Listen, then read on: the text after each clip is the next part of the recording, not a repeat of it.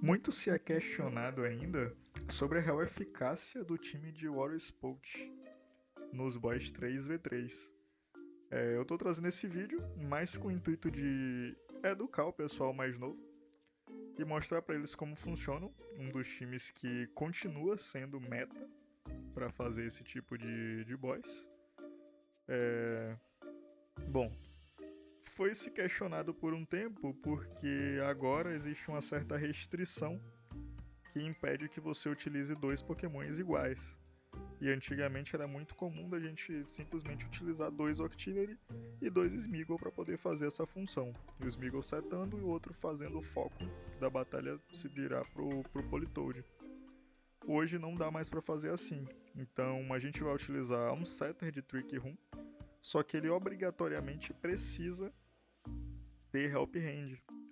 E é bom também que ele consiga fazer um move chamado Entertainment.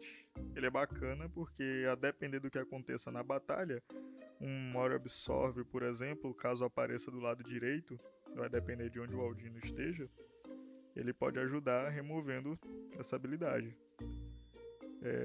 O Aldino é interessante, a Cresselia também é boa, mas não vai ser fácil de encontrar uma Cresselia, já que por hora ela está off do jogo. E tem uma fada também que pode ser utilizada para isso. Essa fadinha que ela aprende, bem fácil também de capturar, é bom pegar ela na natura defensiva. Ela aprende também um Helping Hand, essa daqui não tem, mas ela aprende. É interessante também para utilizar. Eu estou usando o Maldino, bem simples aqui, um Trick Room. O Entertainment, o Helping Hand, tem um Protect, poderia ser um Toxic, poderia ser um Psyche. O último move aqui é muito situacional. Ele tá com Protect, que foi mais fácil para conseguir subir os níveis dele. Pokémon defensivo normalmente é trabalhoso para conseguir colocar no nível 100. Então, tá usando isso daí. O segundo é uma das estrelinhas do time, já que ele que faz o polvo, né, o Octillery ter tanto sucesso. Ele seta a chuva com essa ability dele. Poderia ser um Pelipper? Poderia. Só que o ideal é que você consiga fazer um switch lento e seguro. Switch é a troca de Pokémon, então você quer que seu varredor, que no caso é o Octillery, ele entre limpo em campo, sem tomar dano. No máximo um Stealth Rock, caso o inimigo sete, isso acontece. Então a gente usa o Politoed com Endure, que é uma skill que faz com que ele, tomando o hit fatal, ele não morra. Ele vai ficar vivo na batalha e permanecer com 1 de vida. E aí a gente usa isso daqui, que é para ele tomar um dano de Poison. Então ele vai ficar vivo até os NPCs terminarem o turno deles, e no final do turno ele vai tomar dano e morrer, porque ele não é da tipagem Poison, e aí ele vai tomar um dano e morrer.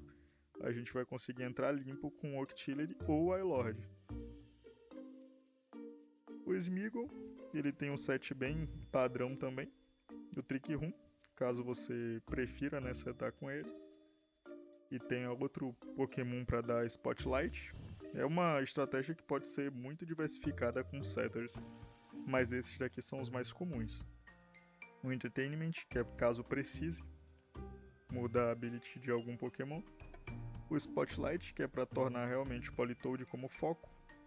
E o Strength, que é uma skill que ela consegue copiar o último move que foi usado pelo seu Pokémon aliado. E no caso, tendo em vista que você é mais rápido que ele, né? Já que no Trick Room, quem vai bater primeiro é quem é mais lento. Então, o Smeagol ele precisa ser um pouco mais rápido do que o Octillery, no caso, que é a estrelinha. Então, o Octillery, como último aqui, ele tem o Aura Spout, que é o nome da skill que dá nome ao time, né? Os outros moves são só estão aqui mesmo. O que você vai usar normalmente é sempre o Aura Spout. Esse move depende muito da sua vida. O dano dele é muito alto, só que o dano ele reduz drasticamente conforme você perde HP.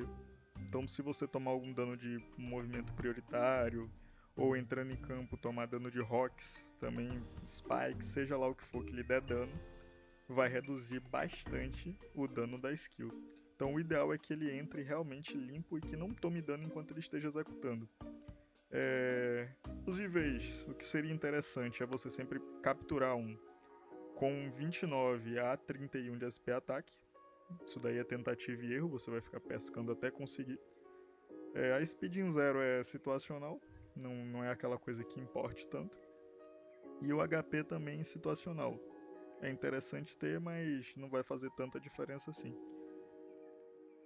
E o substituto para o segundo, o Warlord, ela faz exatamente a mesma coisa, a base de dano desce um pouquinho, mas ela tem também um UV.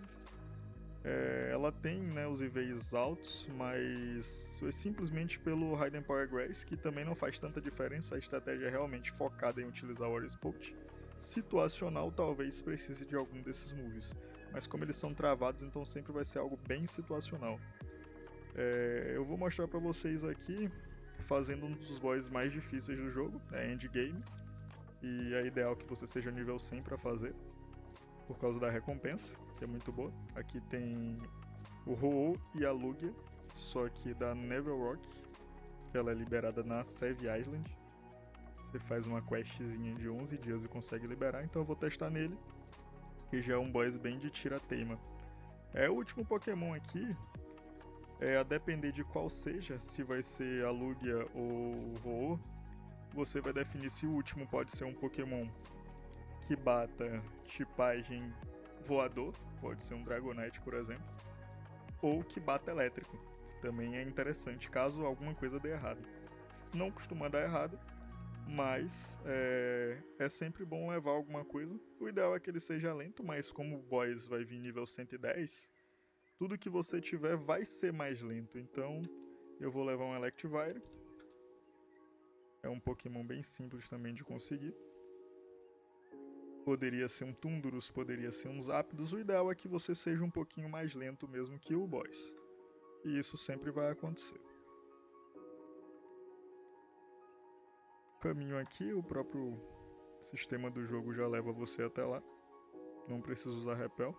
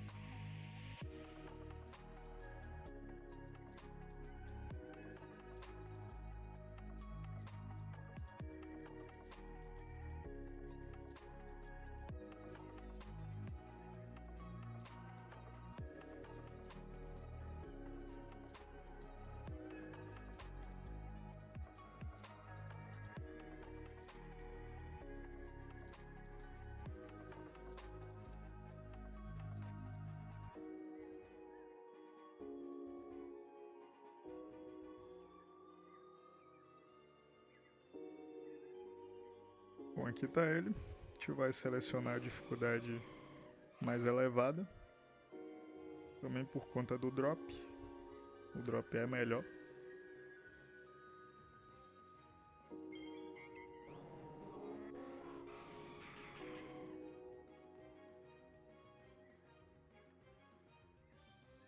Seguindo a tabela, Trick Room, Window e foca o alvo pro Politoed, para que ele morra.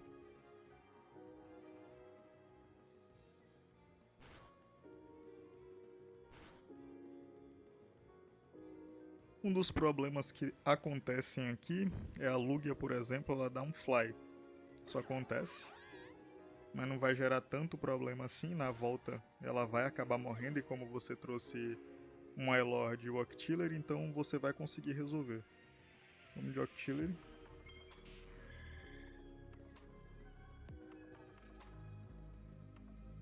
Dá um Help Hand. Aurospout. E um Instructzinho caso o primeiro Aurospout não consiga matar.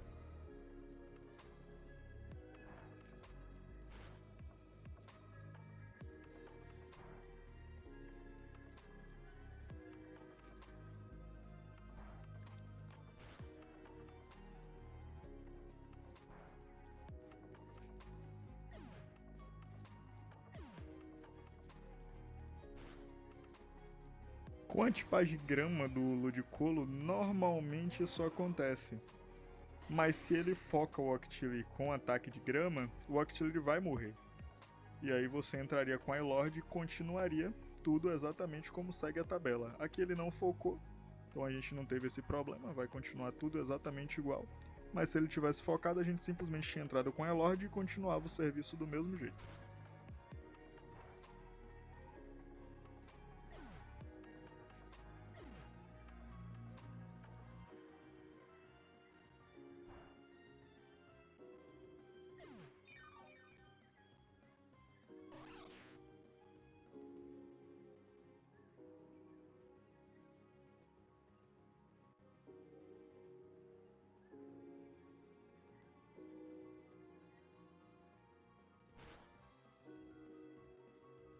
Essa estratégia acaba parecendo um pouquinho fácil, mas é um dos boss mais difíceis do jogo.